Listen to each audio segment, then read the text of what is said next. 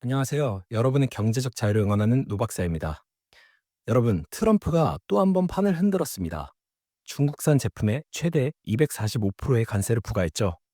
그 결과 무너진 건 중국이 아니라 아이러니하게도 미국 자산시장이었습니다. 오늘 영상에서는 관세로 인해 미국 자산시장이 왜 폭락하는지, 그리고 관세 전쟁으로 인한 영향을 자세히 다루고자 합니다. 트럼프의 중국에 대한 245% 관세 발표 이후 미국 자산시장은 급격히 하락하고 있었습니다. 주식뿐 아니라 채권 시장까지 폭락했고 일각에선 미국 디폴트 가능성까지 언급되고 있습니다. 과연 관세 전쟁의 최종 승자는 누가 될까요? 관세 발표 이후 미국 달러는 빠르게 약세를 보였습니다. 달러 인덱스는 3개월 동안 무려 9.1% 하락했고 원달러 환율 역시 일주일 만에 4.2%나 빠졌습니다. 이는 미국 자산 시장에 대한 변동성 확대와 공포감이 확산되며 미국 자산의 매력도가 크게 감소했기 때문입니다. 해외 투자자들 역시 미국에서 빠르게 자금을 회수하고 있는 것으로 추정되고요. 동시에 미국 주식시장도 크게 흔들렸습니다. S&P 500은 약 14% 정도 하락폭을 겪었으며 시가총액 기준으로 2월 20일 약 50조 달러에서 4월 17일 기준 약 44조 달러까지 떨어지며 하나로 약 7,700조 원이 증발했습니다. 나스닥 역시 17% 정도의 하락폭을 겪었고요.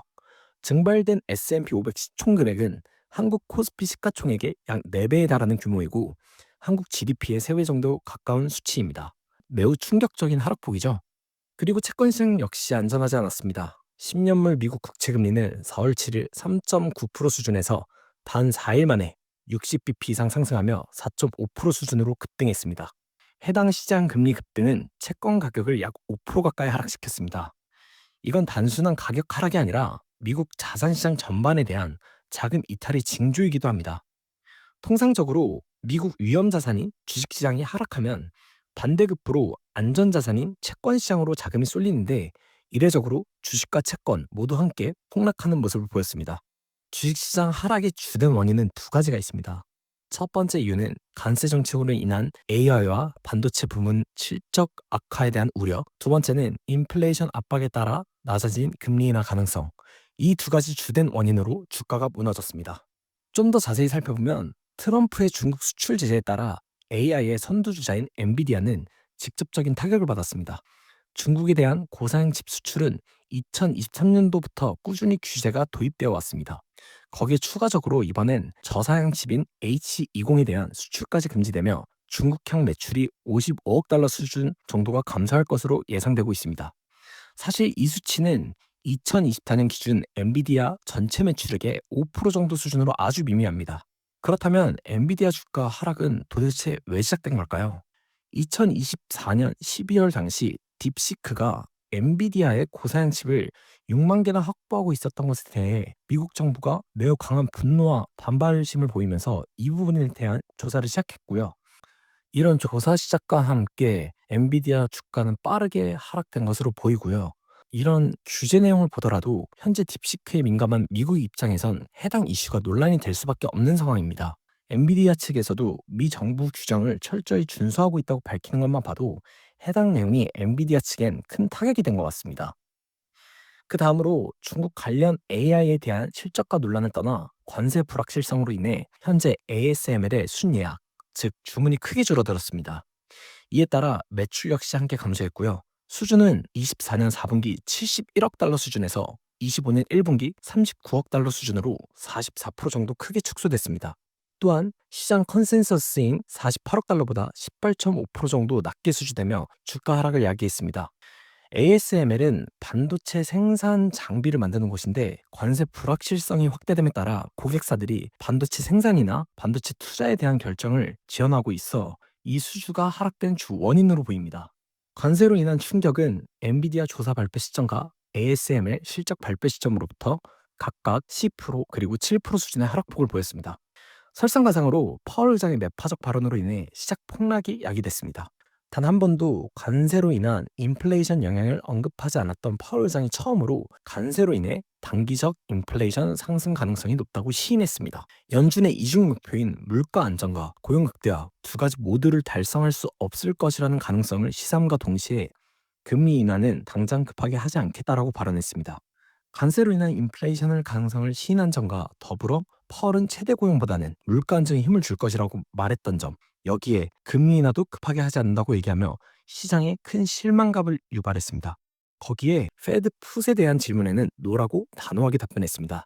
즉, 자산시장 하락에 어떠한 통화 정책도 없을 것이라고 못을 박으며 자산시장 폭락에 결정적인 역할을 했습니다. 과거 총 3번의 페드 풋이 있었는데 이번에는 이를 기대하지 말라고 시장이 경고한 셈이죠.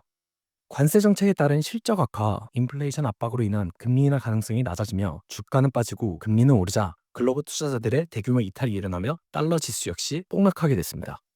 최근에 뉴스나 유튜브에서 심심치 않게 들리는 한 가지 주장이 있습니다. 바로 미국이 디폴트에 직면했다는 이야기입니다.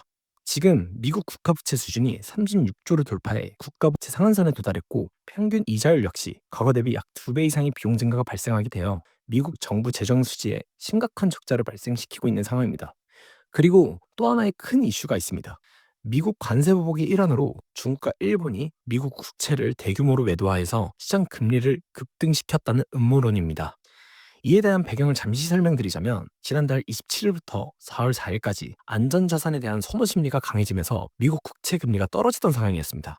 하지만 4월 7일에 미국과 중국의 관세 공방이 가열되면서 당일 미국채 금리가 30bp까지 올랐고 9일에는 최대 50bp까지 상승하며 중국과 일본이 관세 보복의 일환으로 미국채를 매도하고 있다는 음모론이 나오기 시작했습니다. 실제로 미국 국채 보유국 순위를 보면 중국과 일본이 보유한 미국 국채 규모는 24년 말 기준 일본이 1조 달러로 1위, 중국이 7,600억 달러로 2위를 차지하고 있습니다. 이런 배경하에 이들이 국채를 팔면 미국이 위태로워질 수 있다는 주장이 제기되기 시작한 거죠.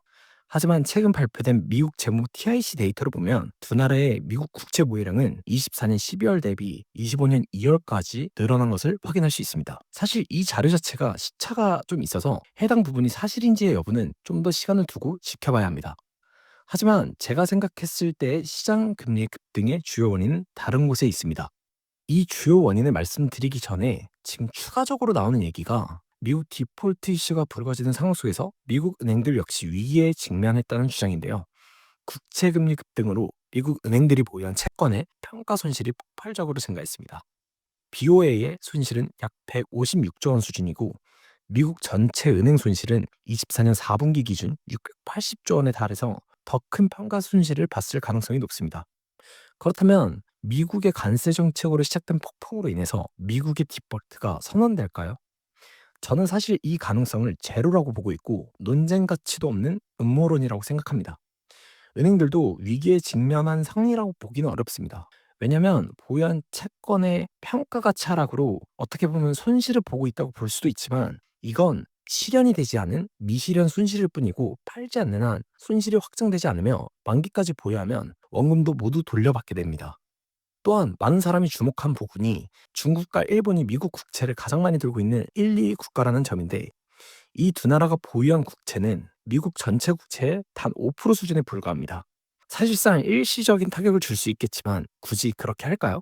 왜냐하면 중국과 일본이 갖고 있는 가장 큰 협상 무기 중 하나가 미국 국채 보유액인데 미국 국채를 매도하는 순간 협상에 사용할 무기를 잃는 셈이고 오히려 미국채에 투자한 본인 국가들의 민간과 기관 투자자들만 타격을 받게 됩니다. 즉, 미 국채 매도는 본인들에게 피해를 전가하는 자해 행위가 되는 거죠. 사실 이번 금리 급등의 본질은 외부가 아니라 미국 내부에 있습니다. 많은 헤지 펀드들이 국채 현물을 매수하고 국채 선물을 매도하는 스프레드 전략을 취하다가 관세 전쟁으로 인해 스프레드가 오히려 크게 확대되면서 포지션이 청산됨에 따라 증거금 납부를 위한 현금을 마련하기 위해서 국채 현물을 대량 매도했다는 것이 주 원인으로 추정되고 있습니다. 이거에 대한 보고서도 나오고 있고요. 우선 미국 디폴트에 대한 제 의견을 말씀드렸고 다음으로는 관세 전쟁에 대한 결과에 대해서도 제 의견을 함께 말씀드려보겠습니다. 시장 일각에서는 중국이 이번 관세 전쟁의 최후 승자가 될 것이라는 전망도 나오고 있습니다. 그 배경에는 중국의 높은 GDP 실적이 있습니다. 이번 연도 1분기 GDP는 예상치를 넘어서 5.4%를 기록하여 중국의 경제가 튼튼하기 때문에 이번 관세 전쟁을 버텨낼 수 있다는 주장이 강해지고 있는 거죠. 또 중국 측이 관세 전쟁이 유리하다고 주장하는 측의 의견은 이렇습니다. 미국, 중국의 상호 제품 의존도가 3대1이고 미국이 중국의 필수 제품을 의존하고 있어 미국이 중국보다 불리하다는 입장입니다. 또한 중국 외교부에서도 245% 관세에 대해서 이런 건 숫자 노름이라고 표현까지 했고요. 현재 매우 유명한 미국 일부 경제 전문가들 역시 중국이 관세 전쟁에서 유리한 위치에 놓여 있다고 합니다. 현재 해당 주요 수입품들을 대체할 곳이 없고 중국은 미국 말고 다른 국가 또는 국내에 팔면 그만이다라고 말하고 있으며 결국 이 모든 피해는 미국의 소비자와 생산자가 볼 것이다 이렇게 주장을 하고 있습니다. 동시에 미국 스마트폰의 절반 이상이 아이폰이고 그중 80%가 중국에서 제조되고 있으며 전 세계 에어컨과 선풍기가 대부분 중국에서 생산되고 있기 때문에 미국인들은 이번 여름이 덥지 않기를 빌어야 한다라는 말까지 나오고 있습니다. 그렇다면 정말 이번 관세 전쟁의 패배자는 미국일까요? 저는 오히려 중국의 패배가 필연적일 거라고 보고 있습니다. 물론 중국 수입이 막히면 미국 물가는 필연적으로 오를 것이라는 것엔 동의합니다. 근데 단기적으로 말이죠. 하지만 솔직히 핸드폰, 선풍기랑 에어컨 제조할 수 있는 곳이 뭐 중국밖에 없나요? 이게 엄청난 기술을 요구하는 사업도 아닌데다가 대체가 매우 쉬운 산업이기 때문에 중국으로부터 수입 안 해도 그만이에요. 그리고 중국이 유리하다고 주장하는 전문가들은 작년 기준 미국에 대한 중국의 수출 규모가 약 4,390억 달러 수준인데 이걸 다른 나라에 팔거나 또는 국내 소비로 채우면 그만이다. 이런 주장을 하거든요. 근데 이 표를 한번 보시죠. IMF에서 발표한 24년 기준 수입액이 큰 순서대로 순위를 볼 수 있는데요. 도대체 어느 국가에서 대미 중국 수출액에 해당하는 4,400억 달러 수준을 대신 사줄 수 있을까요? 해당 수출 금액은 수입 3위인 독일의 총 수입액 1.4조 달러에서도 30% 이상에 상당하는 어마어마한 수준입니다. 또 중국이 국내 소비를 5에서 10% 늘리면 이걸 채울 수 있다고 하는데 지금 중국 상황이 어떤지 아세요? 지금 중국은 심각한 디플레 상황에 놓여 있습니다. 올해 1, 2월에도 연속 마이너스 물가 성장률을 보였고 이런 상황 속에서 소비를 5%에서 10% 올린다는 건 사실 말도 안 되는 주장입니다. 저는 오히려 미국의 수입 중단이 다른 국가들에겐 기회가 될 수 있다고 생각합니다. 사실 중국이 미국에 대한 그 큰 규모의 수출을 본인들이 가져오면 수출 금액을 확대시킬 수 있으니까요. 그래서 막말로 돈 많고 소비가 훨씬 강한 미국이 좀 더 비싸게 다른 곳에서 사면 그만인 상황인 거예요. 물론 대체할 수 없는 높은 기술력을 지닌 그리고 가치가 희귀한 상품이 아니라면 제가 봤을 땐 당연히 매수자가 우위일 수밖에 없다고 생각하고요. 그래서 저는 중국의 패배가 필연적이다라고 주장한 거예요. 중국의 패배가 필연적인 또 하나의 이유가 있습니다. 바로 절망적인 중국의 경제 상황입니다. GDP 디플레이터 수치만 봐도 내수는 계속 죽어가고 있고 청년 실업률은 23년 6월 사상 최고치인 21% 이상으로 치솟자 공식 발표조차 멈췄다가 좀 기존 실업률을 축소해서 좀 왜곡되게 볼 수 있게 조정된 새로운 실업률을 6개월 뒤에 발표했지만 이마저도 25년 2월 기준 17% 수준으로 매우 심각한 상황입니다. 거기에 부동산은 반등 없이 바닥을 기고 있고 더 최악을 향해 가고 있습니다. 지금 베이징, 상하이 주요 도심 오피스 공실률이 20% 이상까지 치달은 상황이고요. 심지어 일부 글로벌 기업들, 부동산 기업들에서는 이 공실률이 올해 말에 25%까지 오를 거라고 보고 있습니다. 임대료도 더 떨어질 거고요. 왜냐면 지금 중국은 경기를 살려야 하니까 억지로 공사를 일으켜서 오피스를 더 짓고 있는 상황이에요. 상해만 봐도 총 오피스 면적의 10%에 해당하는 신축 오피스를 더 짓는다고 하니까 이 거품이 만약에 빠지게 되면 어떻게 될까요? 추가로 지방정부 부채는 사상 최대치에 달한 상황이고 이건 공식적으로 발표가 안 돼요. 지금 지방정부에서 조달하는 부채는 계속 장부에도 잡히지 않고 발표도 되지 않고 있는 상황이라서 건전성도 매우 악화되고 있는 실정입니다. 성장 동력도 없고 그림자 금융 규모 확대에 따른 국가 재무 안정성도 최악으로 치닫는 현재 트럼프의 보복 관세는 중국 경기 침체 결정타가 될 수 있는 위험한 상황입니다. 단기적으로는 미국의 인플레와 금리, 거기에 환율 문제가 부각되고 중국의 높은 GDP나 수출액을 보면서 중국이 더 유리하다고 보시는 분들이 있는데 이건 사실을 정반대로 해석하고 있는 거예요. 미국 입장에서는 이건 성장통인 거고 중국은 지금 덤핑으로 막 팔아대면서 또 국가에 막 마약을 맞아가면서 경제를 억지로 살려놓은 상태인 겁니다. 그럼 그런 상황인데도 중국은 왜 끝까지 버티고 있을까요? 답은 시진핑 주석의 장기적인 정권 유지에 있습니다. 지금 중국엔 강한 반미 감정이 흐르고 있습니다. 미국 브랜드 불매 운동도 전국적으로 확산되고 있는 상황이고요. 이런 분위기 속에서 무작정 미국에게 고개를 숙이면 시진핑 주석의 정권 유지가 힘들어지게 되는 거죠. 중국도 알고 있어요. 지금 현재 본인들이 불리한 위치에 놓여 있고 이 싸움을 계속 끌면 더 위험해진다는 걸요. 지금 최대 2회까지 연임 가능한 헌법까지 뜯어 고쳐가면서 3연임을 강행하며 13년 동안 정권을 유지해온 시진핑이 지금 이 상황에서 미국에 지고 들어가면 본인의 정치 기반 자체가 흔들리게 됩니다. 그래서 시진핑은 미국과의 대화를 열어두고 있지만 먼저 고개를 숙일 수는 없는 상황인 거죠. 시진핑이 원하는 건 미국과 화해하는 그림이 최선이고, 그래서 지속적으로 존중해달라는 의사와 현재 문제를 합의할 수 있는 담당자를 원한다는 의사표시를 하고 있는 겁니다. 저는 이 관세 전쟁에서 미국이 당연히 이길 수밖에 없다고 생각을 하고요. 이번 무역 전쟁에 예상되는 결론을 정리드리면서 어떻게 대응해야 하는지까지도 간단하게 말씀드리고 마무리하겠습니다. 결론은 명확합니다. 일단 미국이 이깁니다. 그리고 미국 디폴트 가능성보단 이번 관세 정책으로 인해 중국 경제 위기 가능성이 더욱 높아졌다고 보고 있고요. 그렇기에 관세에 대한 거래는 분명히 이뤄질 것이고, 이번 관세 협상에서 중국은 표면적 명분 정도로 얻겠지만 실질적인 이득은 미국이 가져갈 것입니다. 저는 중국이 이번 관세 전쟁에 허울 뿐인 명분을 얻고 G2에서 사라지게 될 거라고 봅니다. 아마도 오랜 시간 디플레와 싸우고 체질을 극단적으로 개선시키지 않는 한 현재 성장률 둔화 문제를 해결하는 것은 쉽지 않을 거라고 보고 있습니다. 결국 미래 먹거리인 고부가 가치 산업과 기축 통화는 미국의 손에 놓여 있습니다. 미국은 일본과 한국이라는 동맹국을 전략적으로 활용해 동아시아에 대한 통제력을 강화시킬 것이며, 인도, 베트남 등을 통해 중국 공급망을 대체하고자 할 것입니다. 또한 멕시코와 캐나다를 중심으로 한 공급망 구축 역시 동시에 진행을 할 것입니다. 지금 미국이 직면한 인플레이션, 고금리, 달러 약세는 1년 이내 해결될 단기적 이슈라고 생각합니다.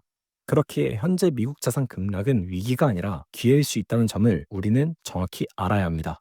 트럼프가 말한 마가는 과연 플랜 A만 갖고 진행하고 있을까요? 저는 이미 많은 시나리오를 들고 판을 흔들고 있으며 확실하게 100% 승리할 수 있는 근거를 갖고 행동하고 있다고 생각해요. 그렇게 트럼프의 마가는 성공할 것이라고 봅니다. 이상이었습니다. 만약 미국 관세 정책과 관련하여 더 자세한 내용이 궁금하신다면 이전 영상을 통해 내용 확인 부탁드리겠습니다. 지금까지 내용이 좋으셨다면 구독과 좋아요 부탁드립니다. 여러분의 경제적 자유를 응원합니다. 지금까지 노박사였습니다. 감사합니다.